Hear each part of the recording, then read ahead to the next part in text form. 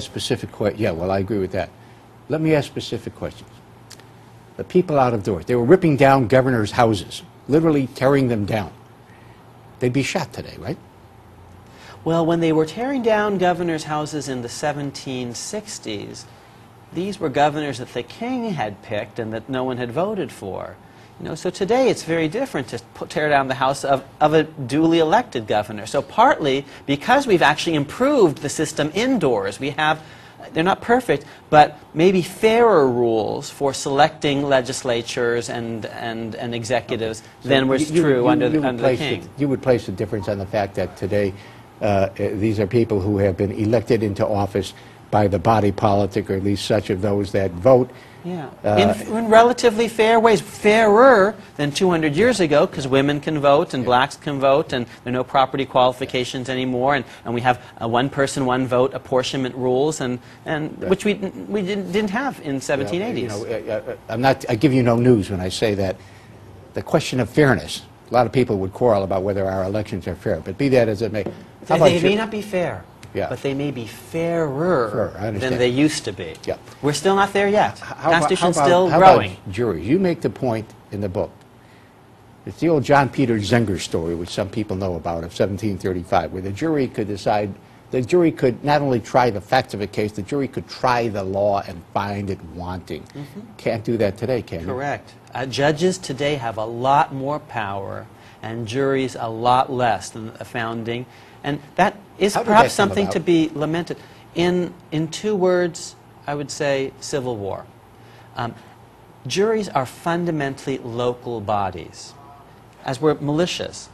And that fit very much the spirit of the American Revolution, which is local governments against the imperial center. We're not far from Lexington and Concord and Bunker's Hill, right here. So local amateurs against the central professional standing army or the judges, juries against judges, or local amateurs against centrally appointed professionals, militias against standing armies, the same idea. And in the American Revolution, the localists are the good guys. It's kind of states' rights against the imperial center. Why did the Civil War change that? Because in the Civil War, we actually today think that we're really with, at least I am, with Mr. Lincoln, and he represents the central government, and the local militias, actually some of those were kind of Confederate rebels who took arms against a duly elected regime, and so because of that, there is more anxiety about jury nullification, in which maybe a local jury, maybe a good old boy Southern white jury nullifies federal equality laws. Isn't it ironic, Akhil, that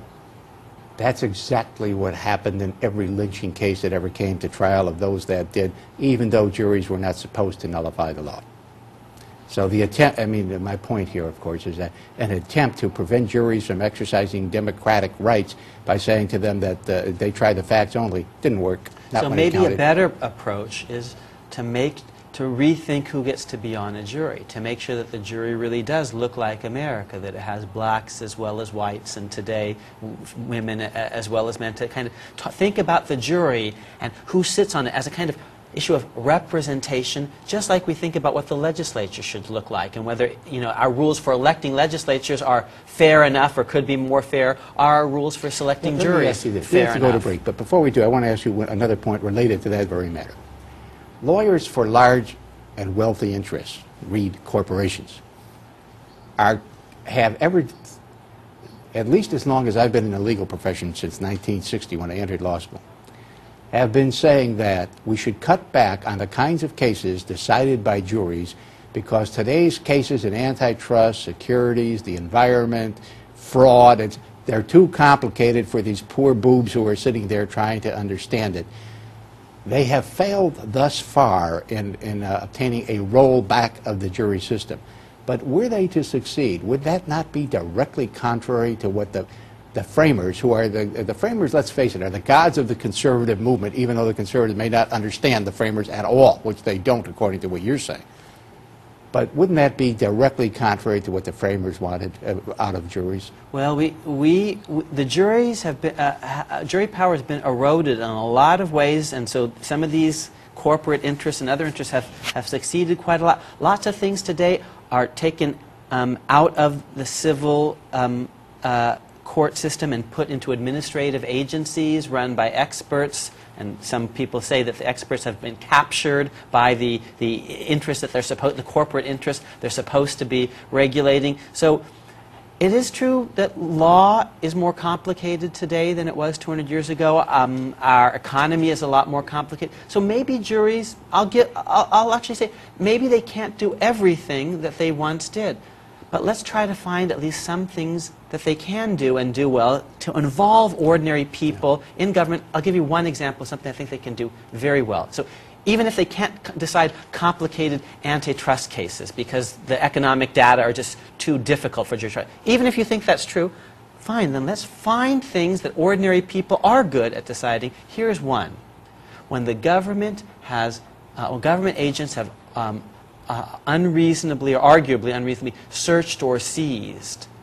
In a Fourth Amendment case, when the government has overreached, 200 years ago, the person who was the victim of that search would basically have a jury decide whether the government had overreached, and a jury in a tort suit would in effect decide whether the government was acting unreasonably or not. And today, in a lot of these situations, I think an ordinary jury would still do a pretty good job of deciding, is this the kind of police activity that we think is good and that protects us, in which case we'll vote for the government defendant? Or did this thing go too far, in which case we'll vote for the citizen plaintiff and we should vote for some recovery because what the police really did was unreasonable, an unreasonable search or seizure. Yeah. Well, I'm one of the unreconstructed who think that juries can do antitrust and securities too. Look, we have to go to a break. When we come back, we're going to go to your second fundamental point, the 3/5 clause in slavery, and what the 3/5 clause has meant from 1789 to 2006. Stay with us. We'll be right back.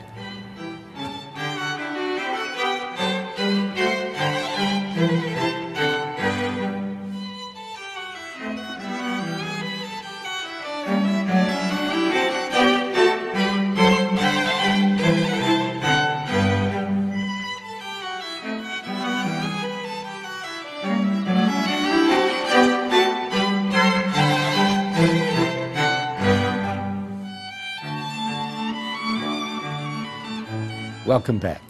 Akhil, let's go to the second of the three major points you mentioned. The existence of slavery and the 3/5 clause in the Constitution. Maybe you could start out by telling us what was the 3/5 clause. I should say what is, because as you point out in the book, not one word in the Constitution has been changed. The amendments are just tacked out at the end, which is really very interesting because you can't see development over history. But what is the 3/5 clause? Why was it adopted? What was it intended to do? The 3/5 clause is a rule about how the House of Representatives and also the Electoral College are going to be divvied up among the states, apportioned. And it basically says that we're going to give in the House of Representatives and also the Electoral College, we're going to give each state a number of seats based on its free population, and plus it's going to get seats for 3/5 of its slave population. And you might think, well, and that's in the House of Representatives and the Electoral College. You might think that's wrong. Everyone should count for fully 5/5. But that would have been even worse, because slaves aren't going to vote no matter what. The only question is how many seats slave states are going to get, how many seats, in effect, slave masters are going to get because they have slavery. And the 3/5 clause says, in fact, anything other than 0/5 says to a slave state, the more slaves you have, the more you breed or buy or steal or capture across, kidnap across the Atlantic Ocean, the more slaves you have, the more seats you will have, with a discount, a 3/5 discount, but the more seats you will have in the House of Representatives and the more seats you'll have in the Electoral College. You make the point in the book. People would think that this is